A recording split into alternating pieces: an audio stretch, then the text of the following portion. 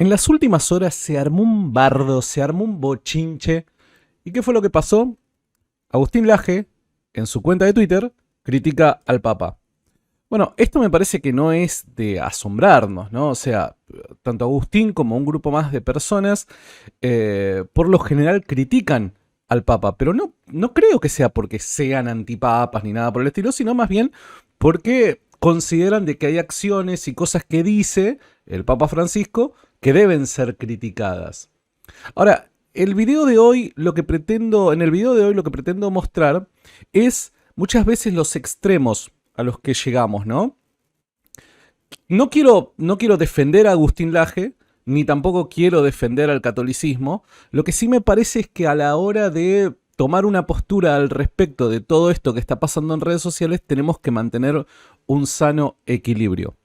Primero y principal, a ver, pese al aprecio que le tengo a Agustín, en reiteradas oportunidades he dicho que a Agustín Laje no hay que preguntarle cosas de fe. No hay que tenerlo como un héroe de la fe ni alguien que represente la fe cristiana en absoluto. Eso yo lo he dicho en varios videos que he reaccionado de Agustín, donde muchos pastores o referentes cristianos suelen hacerle preguntas acerca de doctrina, acerca de lo sobrenatural, del mundo espiritual y cosas por el estilo. Y yo digo, guarda muchachos, o sea, esperen, bajen un cambio, porque una cosa es que sea un referente político, un referente que va al frente en la batalla cultural y demás, y otra cosa es que lo consideremos como un referente de fe. Está bien, son dos cosas completamente distintas. Entonces yo digo, muchachos, o sea, todos los cristianos, cuando tienen la oportunidad de entrevistarlo y demás, bajen un cambio. O sea, la palabra u opinión de Agustín Laje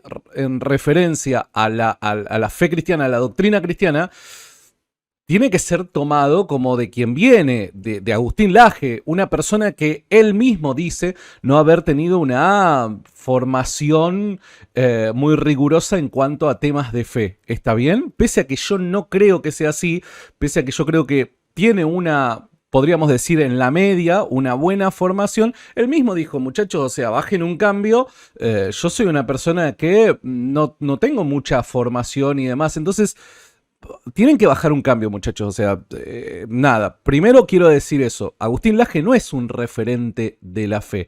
Y tenemos que, o sea, prestarle atención a eso. Y más a aquellas personas que suelen entrevistarlo y demás, que suelen ser pastores y cosas por el estilo. Muchachos, bajen un cambio.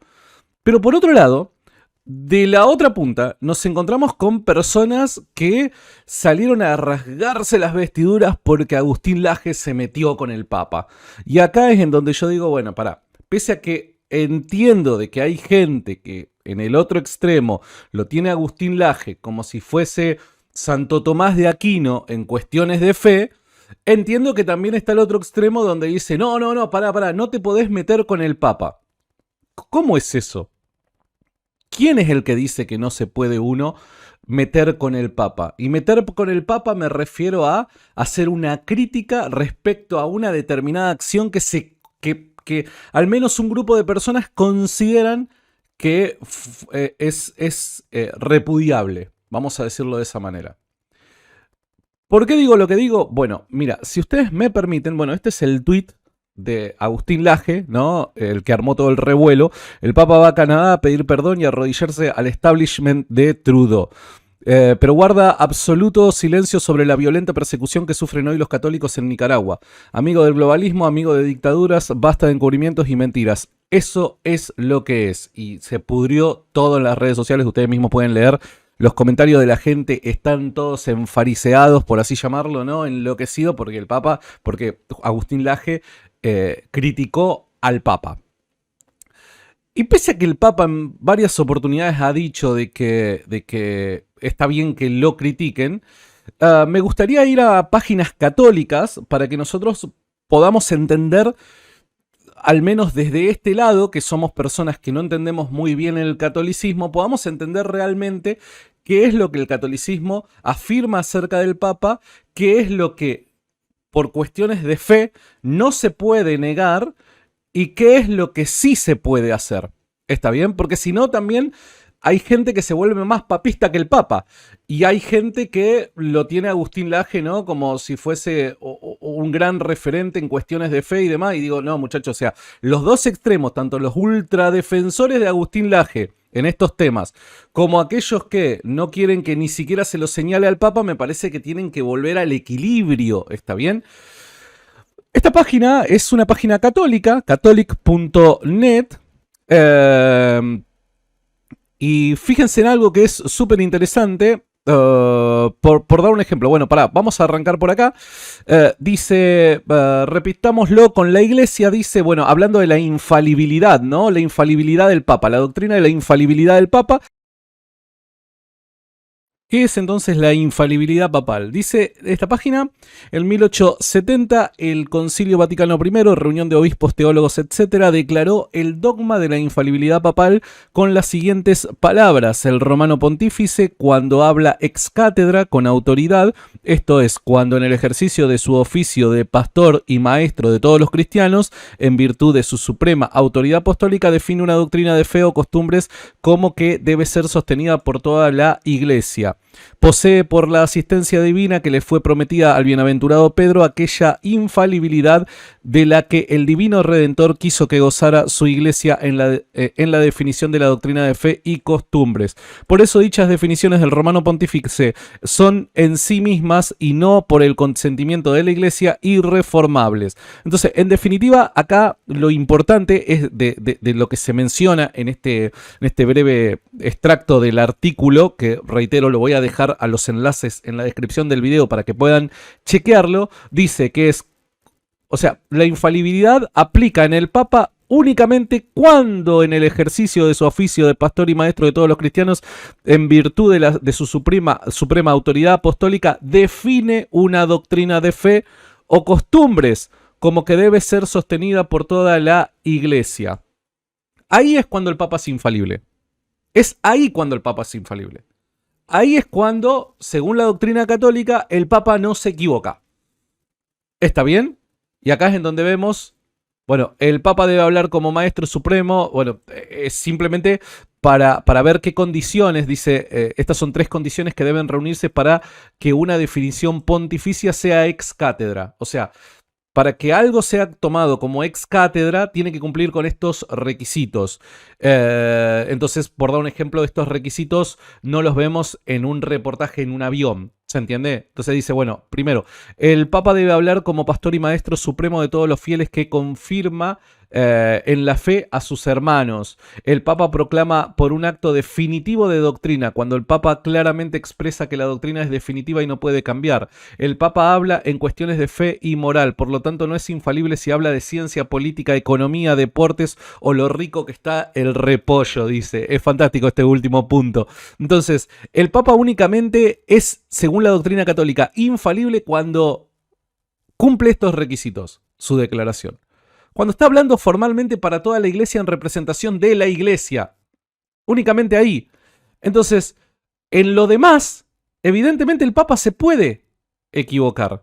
Quería destacar esto simplemente para aquellos que, como yo, no saben ni sabían qué es lo que el catolicismo cree acerca de la infalibilidad papal. No es que el Papa, cuando se sienta a comer unos ravioles y charla, no sé, con el mozo, todo lo que diga el Papa es inspirado por el Espíritu Santo y por ende es infalible. En absoluto, para nada. Por ende se puede equivocar, y como se puede equivocar, está sujeto a crítica. El Papa se puede equivocar cuando da una, no sé, cuando, no sé, tuitea. ¿Se puede equivocar cuando está tuiteando? Sí. Entonces, como se lo puede criticar, como se puede equivocar, se lo puede criticar. ¿Está bien? Y ahí vos te estás oponiendo a la iglesia y demás. No, en absoluto, para nada. Simplemente vos estás diciendo, che, este hombre, que es un hombre, que es un ser humano falible, con tentaciones, con errores, que lucha con su carne, etcétera, etcétera, etcétera, igual que vos y yo, se puede equivocar, y de hecho se ha equivocado. ¿Y cómo se ha equivocado? Hay que decir, che, por el lugar que ocupa y por la importancia del lugar que ocupa, che, loco, mira, esto está mal. Esto que está haciendo o está diciendo está mal. Pero eso es ir en contra de la infalibilidad papal, no. De la investidura papal, no, en absoluto, para nada. Por dar un ejemplo, a esta misma página, en catholic.net, dice, no es, o sea, la inspiración, la infalibilidad papal, dice en este artículo, que lo voy a dejar en los enlaces para que ustedes vean de que las fuentes católicas también sostienen lo que estoy diciendo. La infalibilidad papal, ¿qué no es? No es impecabilidad. ¿Qué quiere decir impecabilidad? Que actúe como si fuese, no sé, un ángel en la tierra, ¿no? Un ser sobrenatural, sin ningún tipo de cosa que criticarle o algo por el estilo, ¿no? Dice, es muy deseable que el Papa, como cabeza más visible de la Iglesia, sea hombre de grandes virtudes y refleje en su vida los valores cristianos. Pero no es esa su función es la de guardián de la fe. ¿Se entiende? Se debe esperar del Papa lo que la doctrina católica establece. No más allá, no tenemos que ser más papistas que el Papa, por así decirlo, ¿no? Y si él como persona es un santo o un escandaloso pecador, eso tendrá consecuencias terribles para las relaciones públicas de la Iglesia, pero no para su integridad. Aún así, como es de esperar, la mayoría de los papas han sido poseedores de grandes virtudes. Fíjense qué interesante, acá esta página católica deja la puerta abierta a que el Papa pueda ser un escandaloso pecador. Como así también dice de que la mayoría de los papas han sido poseedores de grandes virtudes. La mayoría, no todos. De los primeros 30 papas, 29 murieron mártires por defender su fe, ¿no? De los 260 papas que han habido, 69 han pasado a considerarse santos por sus grandes virtudes cristianas. De los 260 papas, solamente 69 pasaron a ser santos. ¿Eso qué quiere decir? Que el estándar moral, la virtud con la que vivían y demás, no era igual por el hecho de ser papa. El hecho de ocupar ese lugar no te hace perfecto, puro, en absoluto, para nada. Entonces, si no, sería algo inmediato. Si no, el tipo se muere y se vuelve santo inmediatamente. Pero como esto no pasa, ¿por qué no pasa? Porque se sobreentiende que no necesariamente el hecho de ocupar un lugar como el que ocupa el Papa te hace santo. No, podés cometer errores, podés ser un vil pecador, podés pensar erróneamente, etcétera, etcétera, etcétera. La doctrina católica no afirma lo contrario. Por ende, nuevamente, el Papa está sujeto a crítica, porque puede equivocarse, porque puede tener malas intenciones.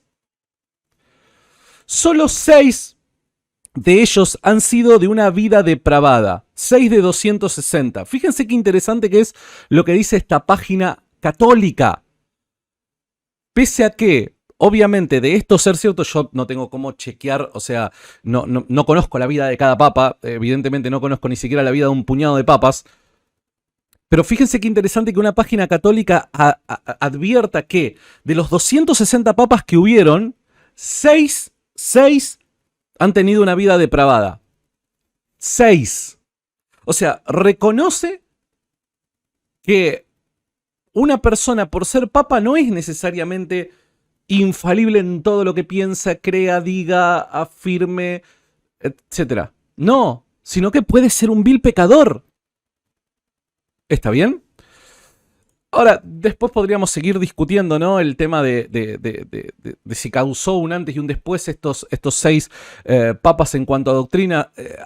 Bueno, según esta fuente dice, no, o sea, más allá de que los 6 papas hayan sido, estos 6 papas particulares hayan vivido una vida pecadora, no afectaron doctrinalmente la iglesia. Entonces, ¿lo sufrieron los cristianos el hecho de tener un máximo referente pecador? Claro que sí, lo han sufrido y ha dejado una mancha a la iglesia. Ahora, eso no quiere decir de que haya afectado doctrinalmente las creencias de la iglesia. Entonces, ¿por qué hago mención a esto? Porque reitero, Agustín Laje no tiene que ser un referente de la fe. No tenemos que presuponer que porque Agustín Laje es un crack en muchas cosas, necesariamente va a tener algo para decir con respecto a teología, con respecto a doctrina o cosas por el estilo. No, muchachos, bajen un cambio con eso.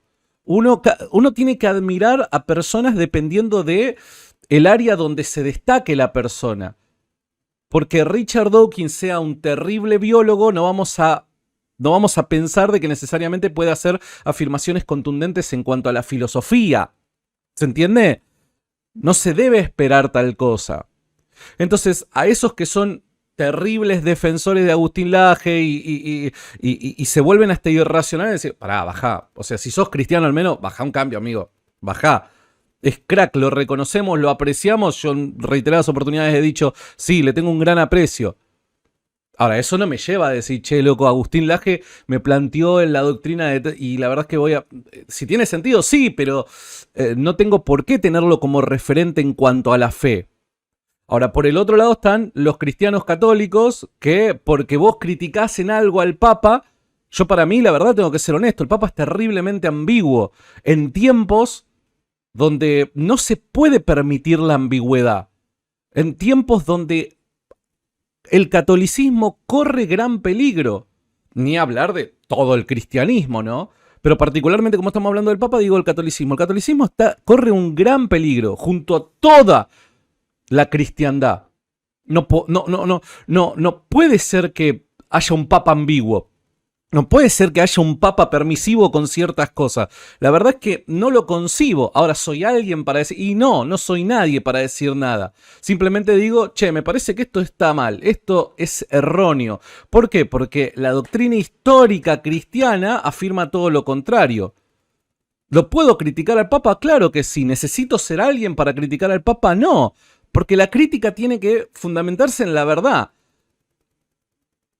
Entonces, no tienen por qué enojarse muchos católicos cuando se lo critica al Papa, a menos que sea una crítica infundada. Y eso es otro tema, porque entiendo de que particularmente este caso de los indígenas y demás, hay una parte del catolicismo que afirma que lo que hizo el Papa estuvo mal, y hay otra parte del catolicismo que afirma que lo que hizo el Papa estuvo bien. Y ambos dicen tener fuentes y cosas por el estilo. Eso ya es un tema que lo tendrán que arreglar entre ellos. Yo simplemente lo que digo es, porque lo he visto en reiteradas oportunidades, al Papa no se lo puede criticar. ¿Quién dijo que no se lo puede criticar?